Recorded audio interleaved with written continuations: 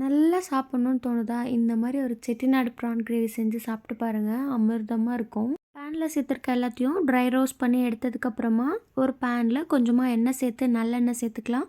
அது கூடவே கடுகு, சீரகம், பெரிய வெங்காயம், கொஞ்சமா பூண்டு, கருவேப்பிலை சேர்த்துருக்கேன். வெங்காயம் நல்லா வதங்கினதுக்கப்புறமா இஞ்சி பூண்டு பேஸ்ட்டு, அது கூடவே அரைச்சி வச்சிருக்க தக்காளி சேர்த்துக்கலாம்.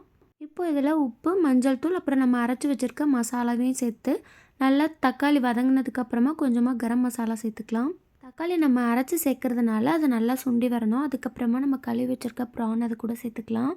இப்போது இதை மூடி போட்டு நல்லா வேக வச்சு எடுத்துக்கலாம். இது கூடவே கொஞ்சமாக புளித்தண்ணி சேர்த்துட்டு கடைசியாக நம்ம அரைச்சி வச்சிருக்க மசாலாவும் கொஞ்சம் சேர்த்துட்டு நல்லா கொதிச்சதுக்கப்புறமா எடுத்துக்கலாம். அவ்வளோதான், சூப்பரான செட்டிநாடு ப்ரான் கிரேவி ரெடி. இது நீங்கள் ஒயிட் சாதத்தோடையும் வச்சு சாப்பிட்லாம். சப்பாத்தி, இட்லி இது கூடவும் வச்சு சாப்பிட ரொம்ப சூப்பராக இருக்கும். வீடியோ பிடிச்சா லைக் பண்ணுங்கள், ஷேர் பண்ணுங்கள், மறக்காமல் சப்ஸ்கிரைப் பண்ணுங்கள். தேங்க்யூ.